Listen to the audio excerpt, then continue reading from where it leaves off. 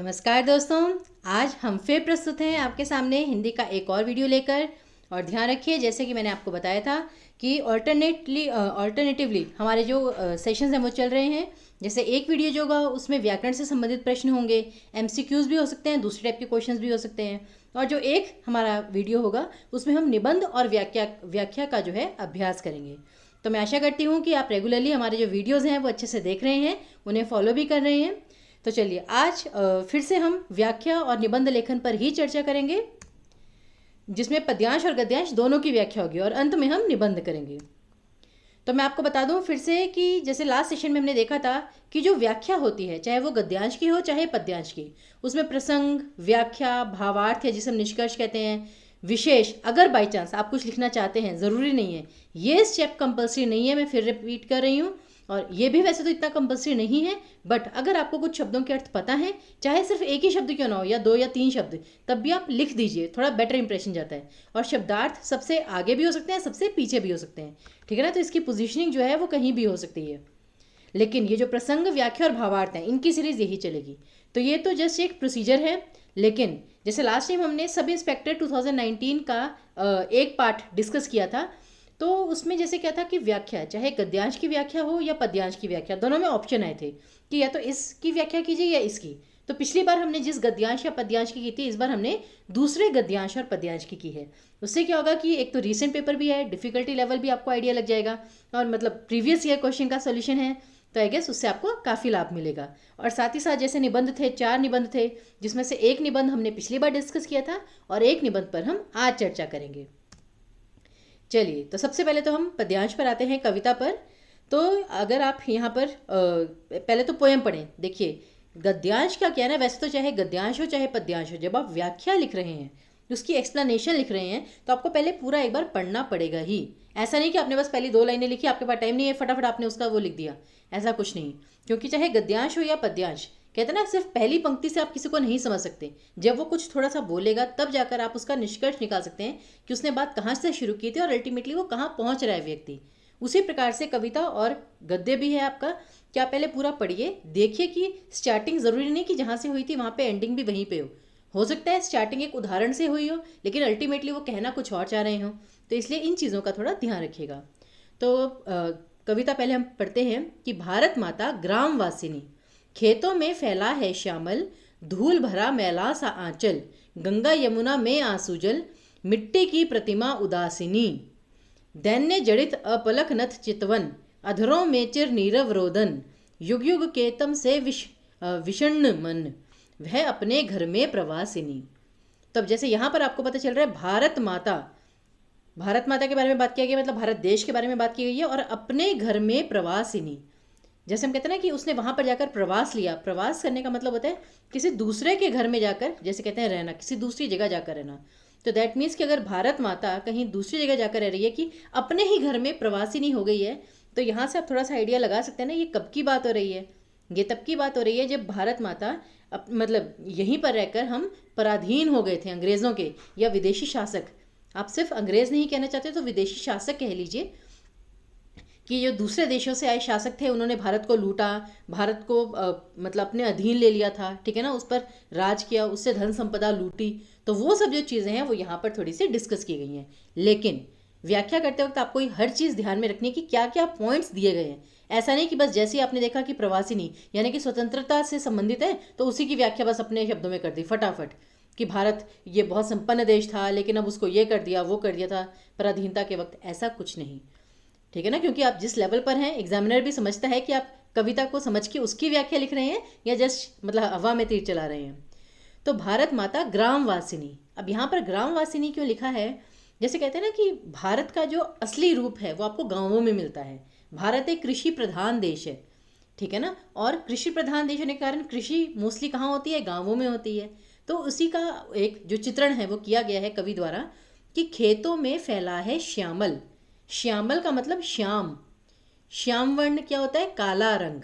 ये हम कृष्ण जी को भी कहते हैं श्याम, लेकिन श्याम का मतलब काला। लेकिन अब श्यामल है तो यानी कि ये काले की बात नहीं करें, थोड़ा धुंधला सा, जैसे सांवला, कि बिल्कुल काला नहीं लेकिन थोड़ा सांवला। अब खेतों में थोड़ा श्यामल अगर फैला है, सांवलापन फैला है, दैट मीन्स कि जैसे खेत तो हरे भरे होते हैं, लेकिन अगर हरियाली नहीं है, जैसे हरियाली खुशहाली का प्रतीक है, तो अगर खुशहाली नहीं है दैट मीन्स, और सांवलापन है इसका मतलब कि या तो ज़मीन बंजर है, ठीक है ना, फसल हुई नहीं है, या फिर फसल जैसे कहते हैं कि सूख चुकी है, जैसे कि अच्छे से हुई नहीं है फसल, जैसे कहते हैं ना सूखे पेड़ खड़े हैं, तो वो भी कैसा उसका रंग होता है, थोड़ा सांवला सांवला सा रंग, भूरा भूरा सा। धूल भरा मैला सा आंचल, तो जैसे भारत को हम माता कह रहे हैं, तो जो धरती है वो उसका आंचल हुई, ठीक है ना। और धूल भरा मैला सा आंचल मतलब जैसे मिट्टी, अब नो डाउट कि जो खेत है उसमें मिट्टी तो होगी ही होगी, लेकिन वहाँ पे मिट्टी की जगह हमने धूल कहा है, यानी कि जैसे वहाँ पर सही से फसल ही नहीं है, कि मतलब दुख के बारे में बता रहे हैं, करुणा का भाव बता रहे हैं कि वो कितनी दुखी हैं। गंगा यमुना में आंसू जल, आंसू रूपी जल, कि जैसे गंगा यमुना जो है वो तो हमारी मतलब कि पूजनीय नदियां हैं, लेकिन उसमें भी पवित्र ये जल की जगह आंसू बह रहे हैं भारत माता के। मिट्टी की प्रतिमा उदासिनी, तो भारत माता बहुत उदास है, उनकी प्रतिमा को, प्रतिमा मतलब जो मूर्ति है उसे मिट्टी की कहा गया है। नहीं तो हम तो जैसे देवी देवताओं की जो प्रतिमा होती है, मूर्ति होती है, उसको हम सादर प्रणाम करते हैं, उसमें जैसे कहते हैं ना कि प्राण प्रतिष्ठा की जाती है, हम उन्हें ही ईश्वर का रूप मानते हैं, लेकिन यहाँ पर उसे मिट्टी की प्रतिमा कहा गया है, क्योंकि जैसे कहते हैं ना कि इसमें से प्राण ही ले लिया तुमने तो मेरे, कि मतलब मेरे जीवन से सारी खुशहाली चली गई, उत्साह चला गया, उमंग चली गई, जैसे कहते हैं ना प्राण मेरे, तो मतलब कि जीवन तुमने मुझसे छीन लिया मेरा।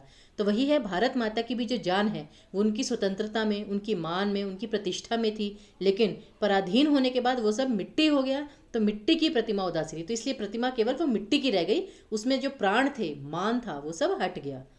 दैन्य जड़ित अपलक नथ चितवन, कि जिसमें कि जैसे कहते हैं ना कि बहुत दुखी हैं और आपकी जो आंखें हैं वो झुकी हुई हैं, मतलब आप मौन रहकर, अधरों में चिर नीरव रोदन, चिर मतलब जैसे चिरकाल से, मतलब बहुत लंबे से जो चला रहा है, और रोदन मतलब रोना, कि जो भारत माता है वो बहुत चुप करके सिर्फ रो रही हैं, बहुत ज़्यादा हंगामा नहीं कर रही हैं, शोर नहीं मचा रही हैं, लेकिन मन ही मन वो घुटती जा रही हैं, रोई जा रही हैं। युग युग के तम से विषण्ण मन, विषण्ण मतलब बहुत ज़्यादा दुखी, और युग युग के तम से, तम मतलब अंधेरा, कि बहुत युगों से जो अंधेरा चला आ रहा है, ये पराधीनता का, जो पराधीनता का जो अंधेरा है वो कितने युगों से चला आ रहा है, लेकिन अब तो हमें स्वतंत्रता चाहिए। तब ये है कविता आपकी।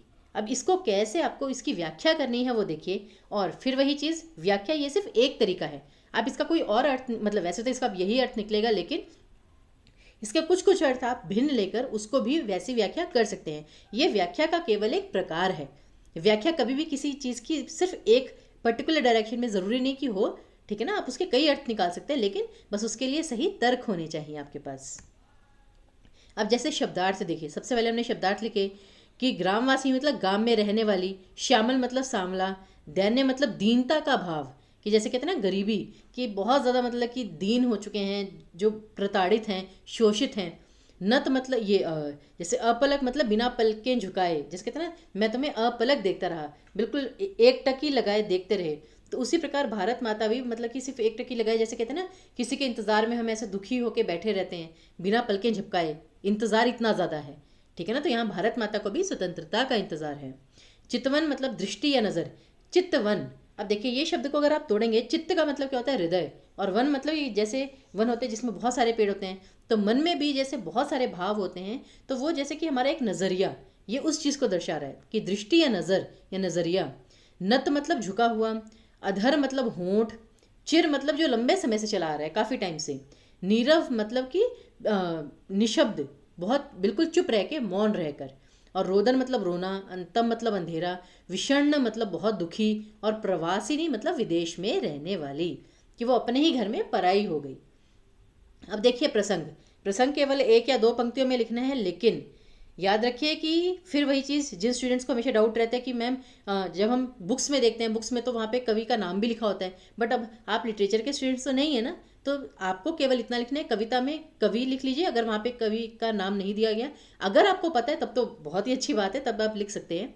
तो दी गई पंक्तियों में कवि ने भारत की दुर्दशा के साथ साथ उसके प्राकृतिक परिवेश का भी चित्रण किया है।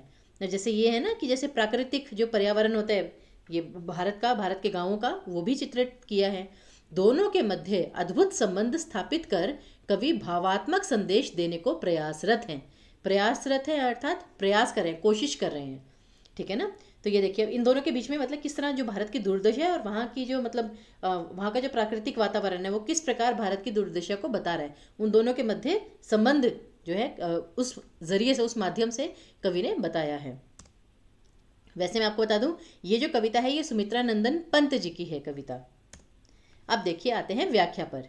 कवि पंत कहते हैं कि अब अगर आपको सुमित्रा नंदन पंत, ये पंत जी का नाम नहीं पता, तो आप केवल इतना कह सकते हैं कवि कहते हैं, कि दी गई पंक्तियों में कवि कहते हैं कि, पंत लिखना यहाँ पर जरूरी नहीं है। तो कवि पंत कहते हैं कि भारत माता गांवों में निवास करती है। और अब यहाँ पर क्या है कि जैसे आपने ये लिख दिया कि भारत माता गांवों में निवास करती है, अब ये तो जैसे कभी कभी कुछ लोग इसको गलत समझ सकते हैं कि तुम्हें क्या लगता है कि भारत जो है वो गरीब देश है जो गाँवों में बसेगा। लेकिन हम ऐसा क्यों सोचते हैं कि गाँव का मतलब निर्धनता है, ये तो हमारी सोच है, ऐसा नहीं होना चाहिए।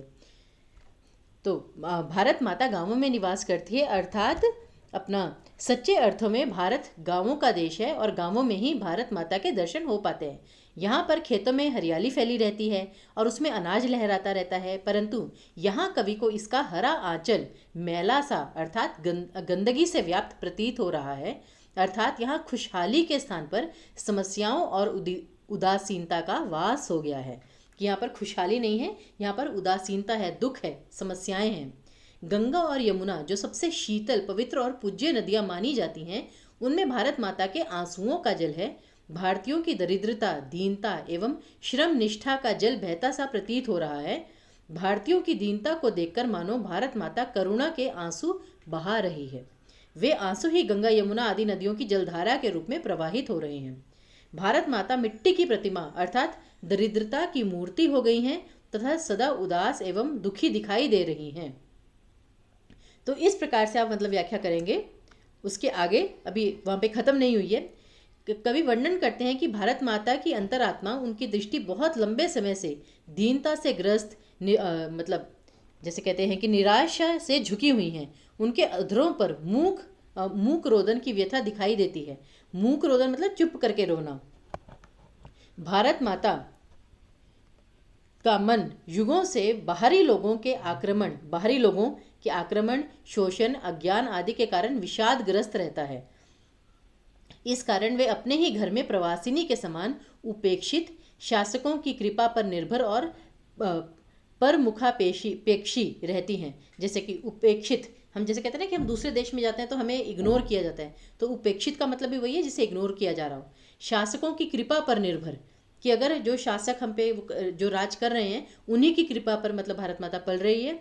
और परमुखापेक्षी, अब पर मतलब दूसरे, मुख आपेक्षी मतलब कि हमें अपनी ज़रूरतों के लिए दूसरों को देखना पड़ रहा है। जैसे जब हम स्वतंत्र नहीं थे तब हमें छोटी छोटी ज़रूरतों के लिए मतलब दूसरे जो शासक थे, विदेशी शासक, उनकी परमिशन लेनी पड़ती थी, उनकी अनुमति लेनी पड़ती थी।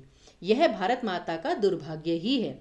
यहाँ उस समय का वर्णन किया गया है। अब हमने यहाँ पर बताया भी है क्लियर कट कि जब भारत पराधीनता की बेड़ियों से जकड़ा हुआ था और एक समय सोने की चिड़िया कहे जाने वाले भारत से विदेशी शासक सारी धन संपदा एवं मूल्यवान वस्तुएं बल से शोषण कर चुरा ले गए थे।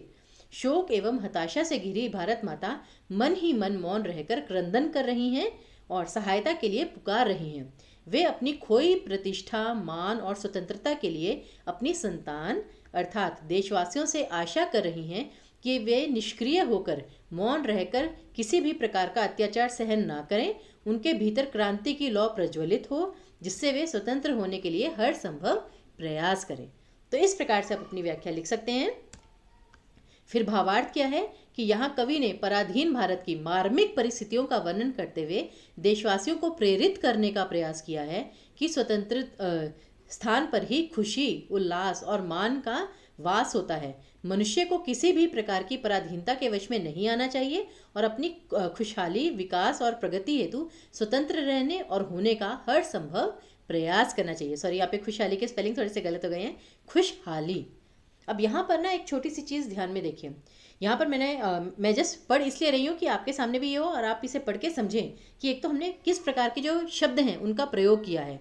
कि कवि ने पराधीन भारत की मार्मिक परिस्थितियों का वर्णन करते हुए, मार्मिक मतलब बहुत ही दुख से भरी, जो मतलब आप जैसे कहते हैं ना कि बहुत ही ज़्यादा इमोशनल, तो ऐसे ऐसे शब्दों का जो प्रयोग है वो आपकी व्याख्या को प्रभावी बनाता है, अच्छे मार्क्स आने में आपकी मदद करता है। और दूसरा, अब देखिए यहाँ पर ना आपने अपनी संकुचित मानसिकता का प्रदर्शन नहीं किया है, आपने अपनी वाइड थिंकिंग जो है वो दिखाई है कि यहाँ पर सिर्फ विदेशी शासकों की जो के अधीन जो है हम सिर्फ उसकी बात नहीं कर रहे। जैसे कहते हैं ना कि किसी भी प्रकार की पराधीनता के वश में नहीं आना चाहिए और अपनी खुशहाली, विकास और प्रगति हेतु स्वतंत्र रहने और होने का हर संभव प्रयास करना चाहिए। इसका मतलब कि जैसे कभी कभी हम अपने जो रीति रिवाज होते हैं, रूढ़िवादिता, उसके अधीन हो जाते हैं। हम बच्चों को कहते हैं नहीं, हमारे घर की परंपरा रही है कि तुम घर में रहकर ही काम करोगे, तुम दूसरी जगह नहीं जाओगे। तो उससे क्या हुआ कि आपकी जो क्षमता है, आपकी जो कैपेबिलिटी है, उसको आप जो रीति रिवाज है उनके अधीन होकर आपने अपनी क्षमता खो दी। ठीक है ना, उससे आप खुश नहीं हैं, आप अपनी क्षमता का पूरा मतलब उपयोग नहीं कर पा रहे हैं। तो हमें उसको भी तोड़ना होगा, हमें क्रांति जो है वो लानी होगी, हमें अपनी स्वतंत्रता के लिए खड़े होना होगा। और स्वतंत्रता का मतलब ये नहीं कि किसी ने आपके ऊपर बेड़ियां ऐसा बांधी हुई हैं। स्वतंत्रता इन द सेंस कि जो भी आपका अधिकार है और जो सही है वो आपको लेना ही चाहिए किसी भी मूल्य पर। उसके लिए संघर्ष करना आवश्यक है, खड़े होना आवश्यक है। और इसमें विशेष क्या क्या था, यह कविता अंग्रेजों के शासनकाल में लिखी गई थी, इस कारण इसमें भारत माता को उदासीनी, अपने घर में प्रवासिनी कहा गया है। गांवों में निवास करने वाले भारत का तथा यहाँ के परिवेश का चित्रण यथार्थ रूप में हुआ है। परिवेश मतलब एनवायरमेंट। कवि का राष्ट्र प्रेम और प्रगतिवादी दृष्टिकोण व्यक्त हुआ है। प्रगतिवादी दृष्टिकोण, जैसे मैंने यहाँ पर बताया कि हमने भावार्थ में लिख दिया कि कवि केवल भारत माता जब तब परतंत्र थी, ठीक है ना, जब हम अंग्रेज़ों के जैसे अंदर ये उनके अंदर काम करते थे, ऐसा कुछ नहीं। हम हर प्रकार की स्वतंत्रता की बात कर रहे हैं, सोच की स्वतंत्रता, अभिव्यक्ति की स्वतंत्रता। जैसे कभी कभी हम डर कर रहते हैं कि नहीं भाई हम अपनी बात खुल के नहीं कह सकते, नहीं। अब जैसे भारत है, लोकतांत्रिक देश है, वहाँ पे किसी को भी अपनी बात रखनी हो वो मतलब कि जैसे संघर्ष करते हैं, ठीक है ना, आंदोलन करते हैं उस प्रकार से, लेकिन शांतिपूर्ण होना चाहिए हर चीज़, लेकिन आपको अपने हक के लिए लड़ना ज़रूर चाहिए। फिर भाषा तत्सम प्रधान, क्योंकि संस्कृत की जैसे भाषा का संस्कृत के बहुत सारे शब्द प्रयोग हुए हैं। भाषा तत्सम प्रधान, भावाभिव्यक्त प्रखर, मतलब भावों को कितने अच्छे से व्यक्त किया हुआ है। नवीन प्रतीक एवं उपमान विधान के साथ मुक्त छंद का प्रयोग हुआ है। मुक्तक छंद है, ठीक है ना। और नवीन प्रतीक एवं उपमान मतलब नवीन मतलब नए नए, कि बिल्कुल जो होता है ना जैसे करंट एग्जाम्पल्स, ऐसा नहीं कि बहुत पुराने एग्जाम्पल्स लिए हैं, बिल्कुल जो आपके सामने जो करंट एग्जाम्पल्स हैं बिल्कुल उन्हीं को लेकर, उन्हीं को कंपेयर करके उस सिचुएशन को एक्सप्लेन किया हुआ है, जिससे आप बेहतर तरीके से समझ सकें। फिर अनुप्रास एवं रूपक अलंकार मुख्य रूप से प्रयुक्त हुए हैं। अब ये अनुप्रास और रूपक अलंकार, अनुप्रास अलंकार क्या होता है, जब एक ही शब्द बार बार रिपीट होता है या पीछ या मतलब चाहे साथ में चाहे वैसे अलग अलग मतलब हर वाक्य में, लेकिन अनुप्रास अलंकार मतलब बार बार पुनरुक्ति हो रही हो, चाहे वर्ण की चाहे शब्द की। और रूपक अलंकार जैसे कि प्रवासिनी कहा गया है भारत माता को, मिट्टी की प्रतिमा कहा गया है, तो यहाँ पर एक चीज़ को वही कह दिया जाए, कंपैरिजन में मतलब कि उस जैसा उस जैसी ना कहा जाए, बिल्कुल वही मान लिया जाए, ठीक है ना। जैसे चंद्रमुख, इसमें मुख को चंद्रमा ही मान लिया गया है, तो रूपक अलंकार वो होता है। और ये आपका करुण रस से युक्त पंक्तियां थी, ठीक है ना, ये भी आप जान लीजिए। तो ये सारी आपकी कविता की व्याख्या थी। उसी प्रकार अगर हम गद्य की बात करें, मैं आपको फिर बता रही हूँ ये सब इंस्पेक्टर 2019 का ही पेपर है, जिसमें जैसे दो दो ऑप्शन आए थे, उसमें से आपको एक की व्याख्या करनी थी। तो पिछली बार हमने जिस कविता की थी इस बार दूसरे की है। पिछली बार जो गद्य की व्याख्या की थी आज दूसरा गद्य है। तो जैसे यहाँ पर देखिए कि जहाँ धन की, अब ये जो गद्य है ना ये थोड़ा सा मतलब कि टिपिकल हो सकता है, समझने का प्रयास कीजिएगा। जहाँ धन की कमी वेशी के आधार पर असमानता है, ईर्ष्या, जोर जबरदस्ती, बेईमानी, झूठ, मिथ्या अभियोग, आरोप, वेश्यावृत्ति, व्यभिचार और सारी दुनिया की बुराइयां अनिवार्य रूप से मौजूद हैं। जहाँ धन का आधिक्य नहीं, अधिकांश मनुष्य एक ही स्थिति में है, वहाँ जलन क्यों और जब्र क्यों और सतीत्व विक्रय क्यों हो, व्यभिचार क्यों हो, झूठे मुकदमे क्यों चले और चोरी डाके की वारदातें क्यों हों। ये सारी बुराइयां तो धन दौलत की ही देन है, पैसे के प्रसाद हैं, महाजनी सभ्यता ने उनकी सृष्टि की है। अब ये जो पैसेज है इसको थोड़ा सा मतलब आपको समय देकर समझना पड़ेगा, ठीक है ना। व्याख्या एक प्रकार से जो है वो हम आपको देंगे, ठीक है ना। इसकी भिन्न भिन्न व्याख्याएं भी हो सकती हैं। अब जैसे यहाँ पर आप समझ गए होंगे, जैसे कि जहाँ धन का आधिक्य नहीं, मतलब जहाँ पे धन बहुत ज़्यादा मात्रा में नहीं है, जैसे कि आपकी लोअर क्लास या मिडिल क्लास जिसे हम मध्यम वर्ग कहते हैं, ठीक है ना, या निम्न वर्ग, अधिकांश मनुष्य एक ही स्थिति में है। तो यहाँ पर मतलब यहाँ से आपको क्या पता चल रहा है कि एक ही वर्ग की बात हो रही है, कि जहाँ पर वर्ग तो एक ही है। जैसे अगर हम दो परिवारों की बात करें, दो ही परिवार, दोनों मिडिल क्लास के हैं, दोनों में समानता है, लेकिन दोनों में लालच का जो अंतर है कि उसके पास, उसने नई कार ले ली तो मैं भी नई कार लूँ, उसने नया घर ले लिया तो मैं भी नया घर लूँ, और उस चक्कर में, उससे आगे निकलने के चक्कर में, लोभ में, लालच में हम गलत रास्ते पर निकल पड़ते हैं। और ये जो बुराइयां हैं, ईर्ष्या, जलन, झूठ बोलना, ठीक है ना, उसको किसी प्रकार से हानि पहुंचाना, जैसे कभी कभी उसके, अगर मैं बिल्कुल लेटेस्ट एग्जांपल्स दूं, भैया हमारे घर के पैसे बच जाएं, उसके वाईफाई से अपना भी जोड़ लेना, फिर बाद में चोरी पकड़ी गई तो उसके ऊपर डाल देंगे। तो ये सब जो बुराइयां हैं ये अपने आप आ जाती हैं। तो अब देखते हैं इसकी व्याख्या हमने कैसे की है। सबसे पहले तो फिर वही शब्दार्थ, कमी वेशी। अब जैसे कि ना, यहाँ धन की कमी वेशी के आधार पर असमानता है, तो कभी कभी कमी वेशी का मतलब पता ही नहीं होता स्टूडेंट्स को। तो कमी वेशी अर्थात घटियापन या नीचता, जब हम बहुत ही निम्न स्तर पर आ जाते हैं व्यवहार में। फिर मिथ्या मतलब झूठ, कि झूठे आरोप लगाना दूसरों पर। फिर व्यभिचार मतलब बुरा आचरण करने वाला, ठीक है ना, जिसका आचरण बुरा हो। जब्र मतलब जबरदस्ती करना किसी के साथ। सतीत्व विक्रय, देखिए विक्रय का मतलब क्या होता है, क्रय विक्रय मतलब खरीदना बेचना, और सतीत्व मतलब सतीत्व, सती यानी कि जो अच्छी, मतलब जो स्त्री है घर की, ठीक है ना, उसको खरीदना बेचना मतलब। अब ये उस तरीके से बोलने के बजाय हम ये कह सकते हैं नारी के मान का सौदा, उस प्रकार से भी आप कह सकते हैं। महाजनी सभ्यता, देखिए महाजन कौन होते थे, जो लेन देन का देखते थे सब कुछ, महाजन वही होते थे ना। तो महाजनी सभ्यता अर्थात रुपए के लेन देन के व्यवसाय से संबंधित, जो मतलब कि एक ट्रेंड जो चला आ रहा है। अब इस चीज़ को, अब जैसे यहाँ पर कुछ ऐसे शब्द भी हैं, आपत्तिजनक शब्द हैं जैसे, ठीक है ना, जिन्हें मैं हाईलाइट कर रही हूँ। ज़रूरी नहीं कि आपको ये चीज़ उसके अंदर लाने ही लाने हैं, आप उस चीज़ को इनडायरेक्ट वे में भी कर सकते हैं, लिख सकते हैं अगर आपका मन चाहे तो, और कोशिश वैसी ही होनी चाहिए। जैसे कि अब हम आपके सामने प्रस्तुत करेंगे। तो प्रसंग क्या है, प्रस्तुत पंक्तियों में लेखक ने समाज में धन दौलत के कारण व्यर्थ में फैली अराजकता और बुराइयों का विवरण देते हुए लोगों की, सॉरी चेतना नहीं, यहाँ पर चेतना आएगा, चेतना जागृत करने का प्रयास किया है। यहाँ पे छ की जगह ये च आएगा, च के साथ एक ही मात्रा, चेतना, मतलब कि उन्हें जगाने का प्रयास किया है कि बुद्धि का प्रयोग कीजिए, एक दूसरे से ईर्ष्या मत करिए। अगर वो प्रोग्रेस कर रहे हैं तो आप भी अपनी कैपेबिलिटी बढ़ाइए, अपनी इनकम बढ़ाइए, लेकिन बुरे मार्ग पर चलकर नहीं, अच्छे मार्ग पर चलकर। अब देखिए व्याख्या हमने इसकी कैसे की है, कि दी गई पंक्तियों में लेखक ने भारत के सामान वर्गीय लोगों के मध्य धन संपत्ति को लेकर बढ़ रहे व्यर्थ के मतभेदों और उससे उत्पन्न हो रही बुराइयों का एक विवरण दिया है। विवरण मतलब एक छोटी सी एक्सप्लेनेशन। लेखक कहते हैं कि यदि असमानता वर्ग को लेकर हो, जैसे वर्ग होते हैं कि एक निम्न वर्ग है, एक उच्च वर्ग है, ठीक है ना, तो अगर तो असमानता ऐसी है कि एक निम्न वर्ग है और एक उच्च वर्ग है, तो असंतोष फिर भी सही लगता है। तब तुम कह सकते हैं कि हाँ चलो, जो गरीब है वो अमीर को देख के थोड़ा जलते हैं, वो तो फिर भी एक बार को सामान्य लगता है। गरीब व्यक्ति सदैव ही अमीरों से ईर्ष्या जलन का भाव रखते हैं, परंतु असमानता यदि एक ही वर्ग के मध्य, अगर एक ही वर्ग के मध्य निम्न व्यवहार और सोच के कारण हो, कि अब यहाँ पे जो असमानता है ये वर्ग की नहीं है, ये आपके व्यवहार और आपकी सोच की असमानता है, तो उससे अनेक बुराइयों को संरक्षण प्राप्त होता है, उससे अनेक बुराइयां जन्म भी लेती हैं, ठीक है ना। उदाहरण के तौर पर यदि माध्यम नहीं, मध्यम, ये आ की मात्रा नहीं आएगी, मध्यम वर्ग को ही ले लिया जाए एक उदाहरण के लिए, तो सभी की आय भिन्न है, ठीक है ना। आपके जो पड़ोसी हैं, ठीक है ना, कोई गवर्नमेंट जॉब में है, कोई प्राइवेट जॉब में है, किसी की इनकम कम है, किसी की ज़्यादा है, ठीक है ना, आय भिन्न है और रहन सहन भी भिन्न है। इसी परिस्थिति को देखकर लोग आपस में बैर रखने लगते हैं, एक दूसरे से जलन, ईर्ष्या, शत्रुता का भाव रखते हैं और सही व्यवहार नहीं करते। स्वयं को दूसरों से श्रेष्ठ सिद्ध करने के अहंकार में चूर होकर वे आय बढ़ाने के लिए, आय मतलब इनकम, आय बढ़ाने के लिए गलत मार्ग भी चुन लेते हैं, और केवल दूसरों को ही नहीं अपितु तो स्वयं के परिवारजनों तक को भी हानि पहुंचाने से नहीं रुकते। तो ये चीज़ है कि वो केवल समाज के दूसरे लोगों को नहीं, इवन अपने जो परिवार हैं, वहाँ पे था ना सतीत्व विक्रय, ये उस चीज़ को हमने लिया कि अपने परिवार तक को भी हानि पहुंचाने से नहीं रुकते।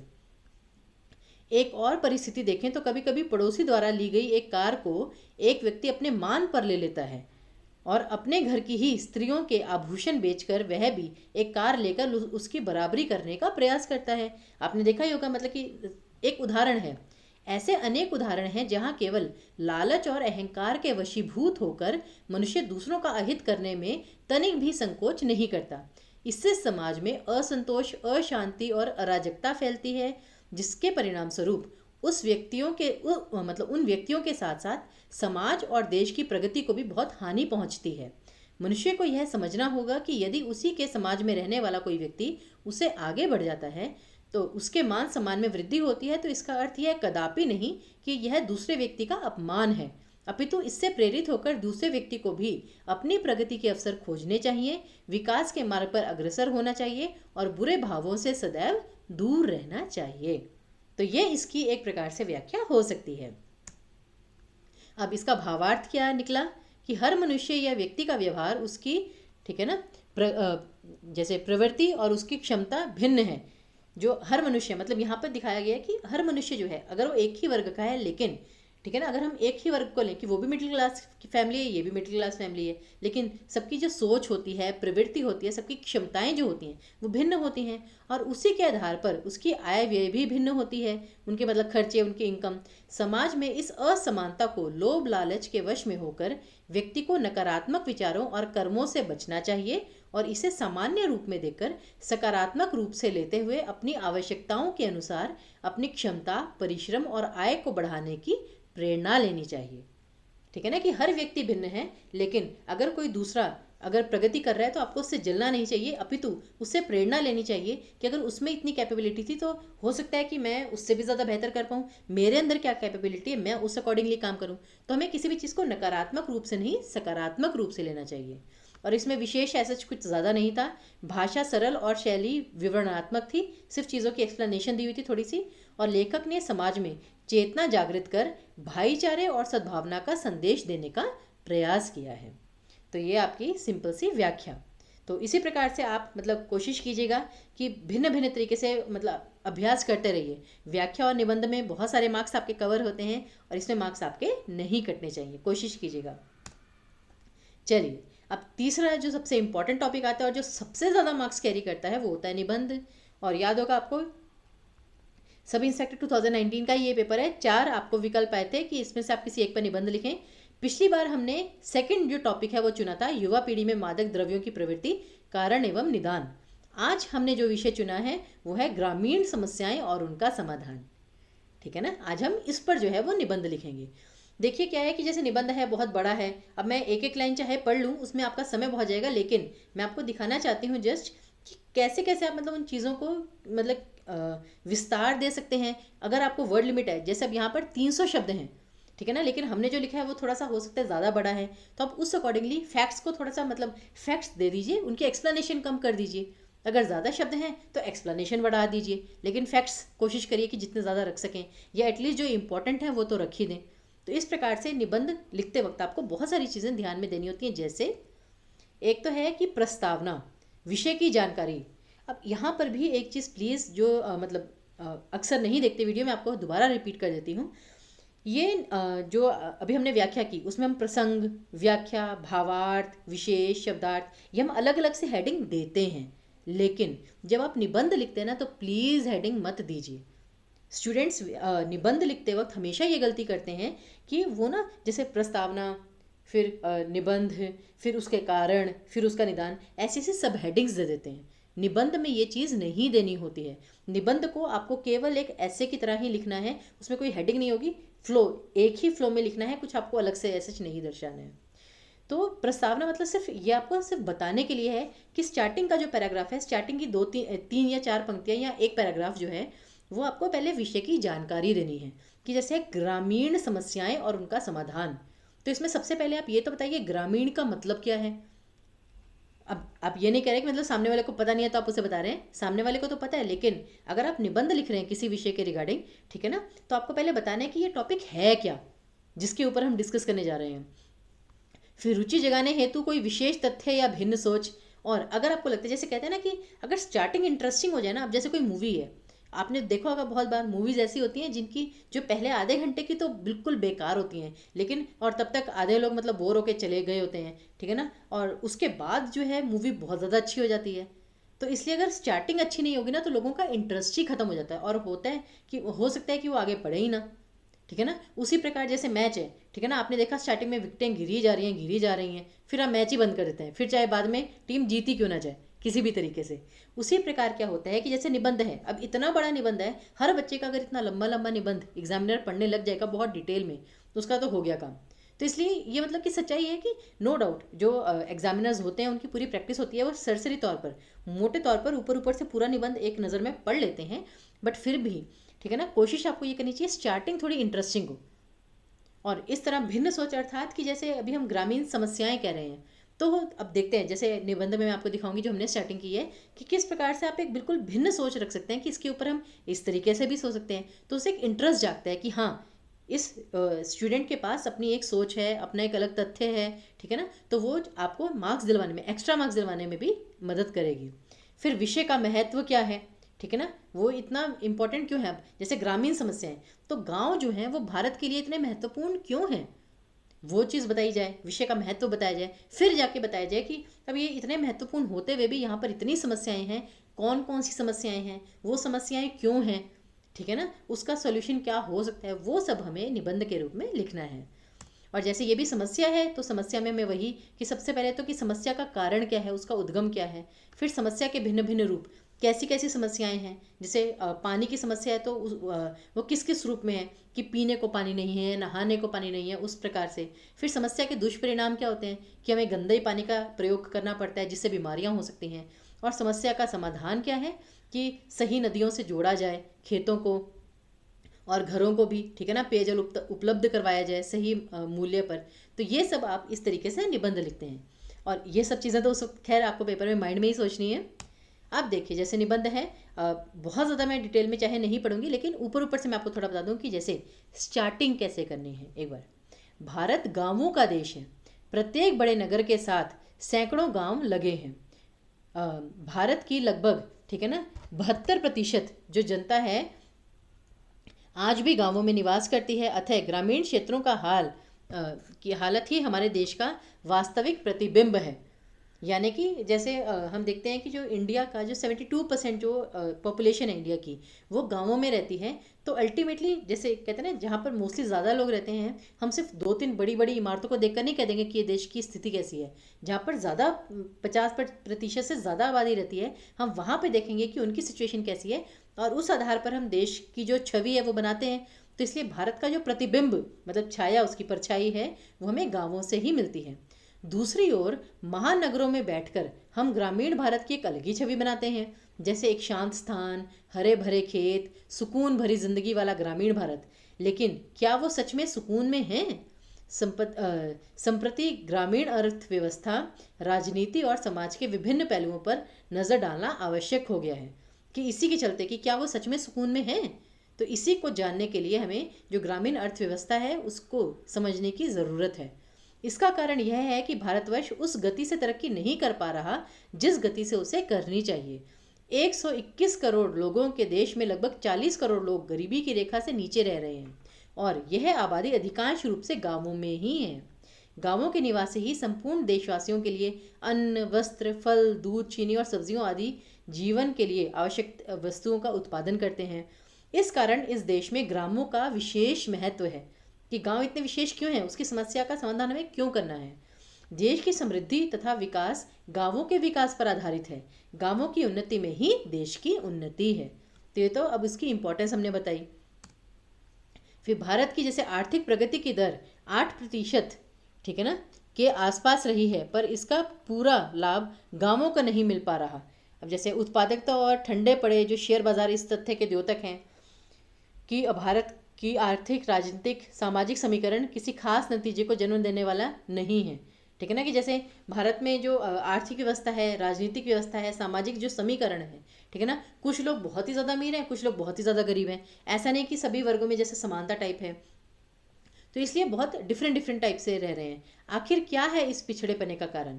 इसके लिए भारत के ग्रामीण परिप्रेक्ष्य पर विचार करके कुछ समस्याओं से अवगत होना आवश्यक है। अब आते हैं हम कि समस्याएं हैं क्या। पहले तो हमने बताया कि गांव जो है वो भारत के लिए इतने इंपॉर्टेंट क्यों है, कि मतलब भारत के जो अमीर अमीर लोग भी हैं, हर प्रकार की जो आवश्यकता है हमारी रोज़मर्रा की, वो गाँवों से ही आती है। चाहे वो दूध हो, चाहे सब्जियां हों, फल हों, कुछ भी हो, लेकिन फिर भी वही जो दूसरों के लिए अन्न उगाते हैं वो खुद ही भूखों मर रहे हैं। ऐसा क्यों है? समस्याएं क्या हैं? हमारे गांवों में सबसे बड़ी समस्या गरीबों की है। ठीक है ना? तो ज़रूरी नहीं गांव में सिर्फ गरीबी रहते हैं, अमीर भी रहते हैं, लेकिन जो सबसे बड़ी समस्या है वो गरीबी की है। छोटे किसान हमेशा कर्जदार रहते हैं, वे बड़े किसानों पर निर्भर रहते हैं। आखिरकार बड़े जमींदार छोटे किसानों की ज़मीन को हड़प जाते हैं।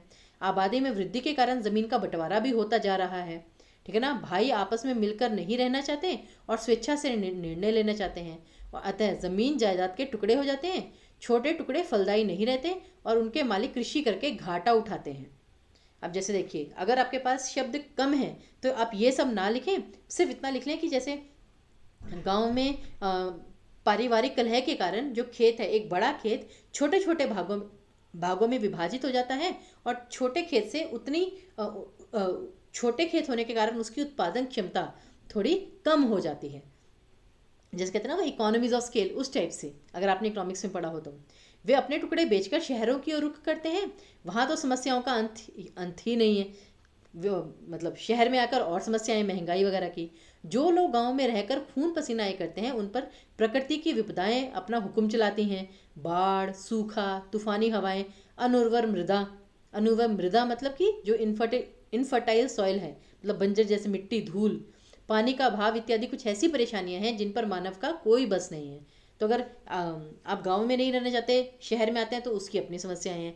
गांव में ही रहते हैं तो जो बाढ़ है, ठीक है ना, कभी सूखा पड़ गया, वो आपको समस्याएं घेरे रहती हैं। वर्ष 2002 में पिछले 100 वर्षों का भीषणतम सूखा पड़ा था, ठीक है ना, और कभी बाढ़ आ रही थी। तो गरीब ग्रामीण किसानों ने इन वर्षों में काफ़ी कष्ट उठाए। तमिलनाडु एवं कर्नाटक में तो पानी ही नहीं, वहाँ यदि सिंचाई उपकरण लगा भी दिए जाएं तो क्या लाभ होगा। तब ये प्रॉब्लम है कि जैसे कुछ ऐसी जो जगहें हैं, जैसे हैदराबाद हो गया आपका, तमिलनाडु, कर्नाटक, ये थोड़े से पथरीले इलाके हैं। ठीक है ना? कुछ कुछ जैसे हैदराबाद तो बिल्कुल ही पथरीला सा इलाका है, पत्थर काट काट के, तो जितनी बारिश होती है वो उस पानी को संरक्षित किया जाता है, और उसी से जैसे पूरा साल मतलब पानी की आपूर्ति होती रहती है धीरे धीरे। तो वहाँ पे अगर आप जल स्रोत लगा भी देंगे तो उसका ऐसा क्या फ़ायदा होगा ज़्यादा। तो एक तो ये गरीबी की समस्या इस कारण से है। अगली विकट समस्या है शिक्षा की। भारत में नारी साक्षरता प्रतिशत मात्र 65% है। जाहिर है कि ये राष्ट्रीय औसत है, और गांवों में तो शिक्षा की हालत और भी खराब है। यहाँ महिलाओं के साथ ही पुरुष भी अशिक्षित ही रह जाते हैं। अतः वे गरीबी के कुचक्र को इसलिए नहीं तोड़ पाते, क्योंकि वो अशिक्षित हैं, तो गरीबी के कुचक्र को, वो जो रेगुलर जो चलता रहता है, नहीं तोड़ पाते, क्योंकि वे शिक्षा के द्वारा आगे बढ़ने के सभी मौके खो देते हैं। अब जैसे वो कृषि करें, अगर वो शिक्षित हैं तो जो खेती है उसमें नए नए उपकरण लगाएंगे, नई टेक्नोलॉजी लेंगे, लेकिन अगर उन्हें इन चीज़ों का ज्ञान ही नहीं है, शिक्षा ही नहीं है इन सब चीज़ों की, तो वो कैसे उत्पादन बढ़ाएंगे। इसी तथ्य से प्रभावित होकर सरकार ने व्यावसायिक शिक्षा देना आरंभ किया है, जो वोकेशनल जो कोर्सेज होती हैं, स्टडीज़ होती हैं। परंतु अधिकतर ग्रामीण क्षेत्र शिक्षा के इस व्यावहारिक रूप से वंचित हैं, और यदि किसी ग्रामीण युवक या बालक को शिक्षा प्राप्त करनी होती है तो उसका रुख शहर की ओर हो जाता है। परिणाम स्वरूप गांव वैसा का वैसा ही रह जाता है। तो इसलिए आपने एक समस्या गरीबी की बताई, दूसरी शिक्षा की बताई, ग्रामीण समस्याएं बता रहे हैं। फिर आए कि ग्रामीण क्षेत्र में एक और विकट समस्या है कि बढ़ती आत्महत्या की। भाई आपने न्यूज़ में तो कितना देखा होगा कि जो किसान है वो कर्जदार होने के कारण कितनी बार आत्महत्याएं कर लेते हैं। बाढ़ आ गई, सूखा पड़ गया, फसल नहीं हुई, कर्ज लिया था बीज खरीदने के लिए और अपने पेस्टिसाइड्स वगैरह खरीदने के लिए, कीटनाशक के लिए, लेकिन चुका नहीं पाए, फिर आत्महत्या कर ली। तो ये साहूकारों का कर्ज नहीं चुका पाए, इसलिए मतलब कि आत्महत्या कर लेते हैं ये सब। तो आधुनिक समाज के सभी साधन इन किसानों या उनके बिगड़े हुए बच्चों ने खरीद ली। इसमें कार, केबल टीवी, वीडियो, ठीक है ना, ये सब शामिल रहते हैं। जब धन लौटाने का समय आया तो इन परिवारों ने पाया कि कृषि उपज कम थी और खर्चे ज़्यादा थे, अतः कई किसानों ने आत्महत्या की। ठीक है ना? तो ये सब मतलब जिसका दुष्चक्र अभी भी जारी है। किसान क्रेडिट कार्ड स्कीम भारत सरकार द्वारा चलाई जा रही एक ऐसी व्यवस्था है जिसके अंतर्गत किसान बैंकों से ऋण ले सकते हैं। इस स्कीम के लागू हो जाने से ग्रामीणों, खास तौर पर किसान वर्ग को राहत मिली है, परंतु यह क्रेडिट कार्ड सभी ग्रामीण किसानों तक पहुंचाना अति आवश्यक है, अन्यथा भोले भाले किसान भूख से या कर्ज के बोझ तले दबकर मरते ही रहेंगे। कैसी विडंबना है, जो किसान भारतवासियों के पेट पाल रहे हैं वही दाने दाने के मोहताज हैं। तब देखिए, यहाँ पे आपने समस्या भी बताई, लेकिन उसका एक तरीका भी बताया कि हाँ, किसान क्रेडिट स्कीम ऐसा नहीं कि चल नहीं रही है सरकार की तरफ से, सरकार ने चलाई है किसान क्रेडिट स्कीम, लेकिन उसके बावजूद भी प्रॉब्लम ये रहती है कि वो सभी तक अभी पहुंच नहीं पाए हैं। पहुंचने की समस्या है स्कीम्स की गाँव तक। तो उसकी भी जानकारी ना होने के कारण जो किसान हैं उन्हें समस्याओं का सामना करना पड़ता है। अब यहाँ पर एक और चीज़ है, जब हम ग्रामीण समस्याओं की बात करते हैं ना, कभी कभी क्या होता है कि स्टूडेंट्स ना उसे सिर्फ खेती तक जोड़ देते हैं कि गांव मतलब खेती, और खेती से संबंधित जितनी भी चीज़ें होती हैं वो सब उसी के बारे में निबंध लिख देते हैं। लेकिन आप देखिए यहाँ पर हमने कि जैसे किसान की आत्महत्या है, ठीक है ना, या फिर जो है शिक्षा की समस्या, वो हम बता रहे हैं, तो ग्रामीण समस्या बता रहे हैं। सिर्फ कृषि पर ही हम टिके नहीं हुए हैं। ग्रामीण क्षेत्रों में स्वास्थ्य संबंधी सुविधाओं की कमी भी है। अब स्वास्थ्य संबंधी ठीक है ना, जैसे कहते हैं कि गांवों के मरीज तो मध्यकालीन युग में जी रहे हैं, कि गांवों में जो मरीज़ हैं वो तो मतलब अभी भी उस मध्यकाल में जी रहे हैं जहाँ पर अभी मतलब एक्सरे मशीन नहीं है, ठीक है ना। लेटेस्ट जो है एक्सरे मतलब बहुत सारी ऐसी उपकरण हैं, स्वास्थ्य संबंधी उपकरण जो चाहिए होते हैं लेकिन वहाँ पे नहीं है। इसका कारण भी साफ है, ग्रामीण अपनी चिकित्सा पर अधिक खर्च नहीं कर सकते, उनके पास पैसा ही नहीं होता इतना। सरकार खर्च तो करती है परंतु उनकी भी सीमाएं हैं, क्योंकि अन्य मदों पर तो खर्च करना ही पड़ता है, ठीक है ना। कुछ कुछ चीज़ों पे आपको खर्च करना ही पड़ेगा, दवाइयों के लिए खर्च करना पड़ेगा, ठीक है ना, इंजेक्शन्स के लिए खर्च करना पड़ेगा। अतः सरकार उच्च कोटि की स्वास्थ्य संबंधी सेवाएं नहीं दे पाती, और भुगतान पड़ता है ग्रामीण महिलाओं और बच्चों को भुगतान करना पड़ता है। इस कारण हमारे गांवों में जच्चा मृत्यु दर और नवजात मृत्यु दर यानी कि मैटरनल मोर्टेलिटी रेट और इन्फेंट मोर्टेलिटी रेट काफ़ी अधिक है, ठीक है ना। गांवों में झोला छाप डॉक्टरों और ये दाइयों, जो दाई होती हैं, जो जैसे कि बच्चों का जन्म करवाने में मदद करती हैं दाई, ठीक है ना, उनका धंधा खूब पनपता है। कि झोला छाप जो डॉक्टर होते हैं ना, जो ऐसी जो बेकार से डॉक्टर होते हैं, वो गाँवों में जाके अपना बड़ा बड़ा सा क्लिनिक खोल लेते हैं, ठीक है ना, लेकिन सही से इलाज वो कर नहीं पाते। इसलिए स्वास्थ्य संबंधी बहुत सारी प्रॉब्लम है। पैसा बहुत ले लेते हैं किसानों से, लेकिन सही उन्हें वो नहीं करते, इलाज नहीं करते उनका। इनको अपना भगवान मानकर ग्रामीण धन और समय बर्बाद करते हैं। कई बार तो मरीज की जान को भी खतरा पैदा हो जाता है। अगली समस्या है अच्छी, ठीक है ना, ये जो है आपकी अवसंरचना के अभाव की। अब जैसे संरचना क्या होती है, जैसे कि सड़कें सही से नहीं बनी हुई हैं, तालाब कुएं सही से नहीं बने हुए हैं, जहाँ से मतलब कि जो किसान है वो अपनी फसल वगैरह जो है या अपना जो सामान है वो शहरों तक लेकर जा सके। तालाब नहीं है कि वो अपनी जो पीने की समस्या है उसका हल निकाल सके। जैसे यदि छात्रों के बैठने व शिक्षा प्राप्त करने के लिए उचित प्रबंध नहीं किए जाएंगे, ठीक है ना, सभी ग्रामीण क्षेत्रों में पेयजल प्राप्त करवाने की आधुनिक सुविधाएं उपलब्ध नहीं है। कि जैसे अगर हम शिक्षा देने के लिए गांवों में स्कूल बनाए भी, लेकिन अगर वहाँ पे बच्चों के बैठने के लिए जगह ही ना हो, ठीक है ना, दुर्गंध से भरी जगह हो, तो संरचना सही से ना हुई हो विद्यालयों की, तो वो भी व्यर्थ ही जाएगा। तालाब कुओं और नहरों का पानी जल पीने लायक ही नहीं होता वहाँ पर। हमारे ग्रामीण अधिकतर इसी जल को प्रयोग में लाते हैं और बीमारियों को आमंत्रण देते हैं। तो वही एक समस्या दूसरी समस्या को जन्म देती है, दूसरी समस्या तीसरी समस्या को जन्म देती है। आरओ फिल्टर तो दूर, गाँवों में साधारण फिल्टर भी नहीं है। इन हालातों में पेट, यकृत, त्वचा और गुर्दों की बीमारियां जन्म लेती हैं। ग्रामीण क्षेत्रों में रहने वाले लोगों को पथरी की बीमारी आमतौर पर पाई गई है। भारतीय संदर्भ में एक और समस्या है बेरोजगारी की, कि खेतों में अन्न और सब्जियां उगाए जाते हैं, इनको उगाने के लिए एक निश्चित चक्र होता है।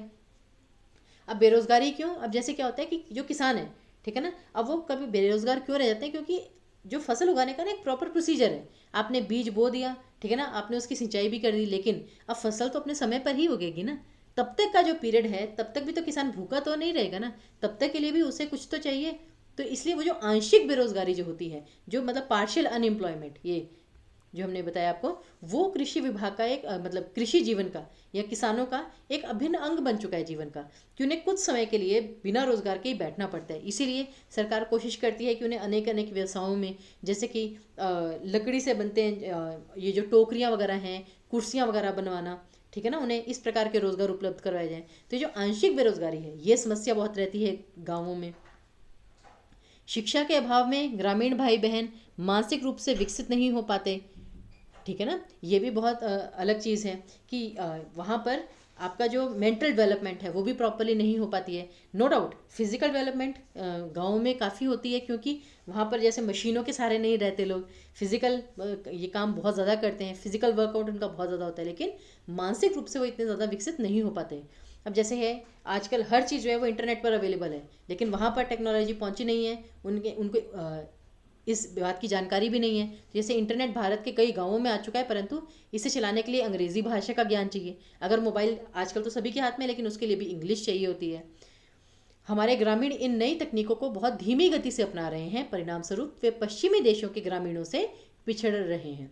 कि जो दूसरे देश में हैं वहाँ पे भी गांव हैं, लेकिन उन देशों के जो गांव हैं उनके कंपैरिजन में जो भारत के जो गांव हैं वो पिछड़ रहे हैं। इसलिए क्योंकि उन्हें टेक्निक्स का पता नहीं है, शिक्षा नहीं है वहाँ पे सही, मतलब उनकी मेंटल डेवलपमेंट नहीं हुई है इतनी। आधुनिक उपकरण पंजाब, हरियाणा, उत्तर प्रदेश और मध्य प्रदेश के कुछ क्षेत्रों में प्रयोग में लाए जाते हैं। शेष भारत में आधुनिक उपकरणों की कमी है। थोड़ा सा फैक्ट्स दिए गए हैं। एक बड़ी समस्या ग्रामीण और शहरी भारत के बीच बढ़ती दूरी की भी है। देखिए एक और समस्या, पानी की समस्या बता दी, संरचना इंफ्रास्ट्रक्चर की समस्या बता दी, गरीबी की, बेरोजगारी की, आत्महत्या की, ठीक है ना।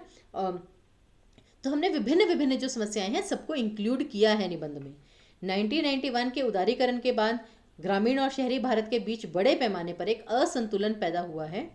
उसका इसके कई कारण हैं। उदारीकरण के बाद नौकरियों के जो अवसर पैदा हुए, उसका लाभ ग्रामीण भारत अपनी खस्ता हालत शिक्षा व्यवस्था के कारण नहीं उठा पाया, ठीक है ना। और शहरी भारत जो है वो आगे निकल गया कि गांवों में जिस तरह का इंफ्रास्ट्रक्चर था, शिक्षा संबंधी जो सुविधाएं थी उतनी नहीं थी, जिसके कारण शहरों में एकदम से विकास हो गया, गांव बिल्कुल ही पिछड़ गए। इसलिए गांव के जो लोग थे जिन्हें अपना विकास जल्दी करना था, ठीक है ना, धीरे नहीं जल्दी करना था, वो भी शहर की तरफ उन्होंने पलायन कर लिया। तो इसलिए गैप जो है वो बढ़ता गया, बहुत ज़्यादा बढ़ता गया। और इसीलिए जो आजकल गांव जो हैं वो गरीबी के प्रतीक बन गए हैं। उदाहरण के लिए आईटी सेक्टर में ग्रामीण भारत के बहुत कम युवा कार्यरत हैं, क्योंकि खराब शिक्षा व्यवस्था के कारण उनके पास पर्याप्त स्किल नहीं है। जबकि शहरी युवाओं ने आईटी क्षेत्र में हुई क्रांति का भरपूर फायदा उठाया है, ठीक है ना। ये भी अंतर आता है, जिससे स्वाभाविक रूप से एक असमानता पैदा हुई है और वो बढ़ती ही जा रही है। इसलिए अवसरों की समानता होने के साथ यह भी ज़रूरी है कि शिक्षा के, ठीक है ना, मामले में भी ग्रामीण युवाओं को शहरी युवाओं के स्तर पर लाया जाए। सभी में मतलब समान अवसर जैसे कहते हैं दिए जाएं। समस्याएं तो कई हैं, उनका निदान करने के लिए ग्रामीणों और पंचायतों को आगे बढ़ना होगा, ठीक है ना। ज़रूरी नहीं क्या कहते हैं कि सिर्फ सरकारी हर कदम उठाए। अब जैसे सरकार तो क्रेडिट कार्ड स्कीम वगैरह चलाती है, लेकिन जो गांव के लोग हैं वो सरकार की स्कीमों को इतने अच्छे से कभी कभी नहीं समझ पाते। लेकिन जो गांवों में जो पंचायत वगैरह होती है, जो गवर्नमेंट के जो छोटे लेवल पर जो प्रशासन होता है उसको गांव के लोग समझ पाते हैं। तो ये जो पंचायतें होती हैं उनको आगे आना चाहिए। सरकार की प्रकट और परोक्ष भूमिका की दरकार है कि चाहे डायरेक्टली चाहे इनडायरेक्टली सरकार जो है वो इसमें अपनी भूमिका निभाए कि पंचायत के जो लोग हैं उनको शिक्षित करें, क्योंकि वो कम होते हैं, उनको शिक्षित करना आसान होता है, जल्दी में हो जाता है। जहाँ संभव हो निजी क्षेत्र के उपक्रमों को भी इस विशाल कार्य में सम्मिलित किया जाना चाहिए। जैसे कि हम कहते हैं ना कि इस चीज़ को प्राइवेटाइज कर दो, यानी कि जैसे प्राइवेट सेक्टर को कहा जाए कि आप गांवों में जाकर ये वाली फैक्ट्री लगाइए, आपको इतना कंसेशन मिलेगा, जिससे कि गांव की भी डेवलपमेंट हो। BHEL भेल आपको पता है ना, भारत हैवी इलेक्ट्रॉनिक्स लिमिटेड ने कई गांवों के निर्माण एवं सुधार का जिम्मा लिया है, जिसे विलेज अडॉप्शन कहा जाता है।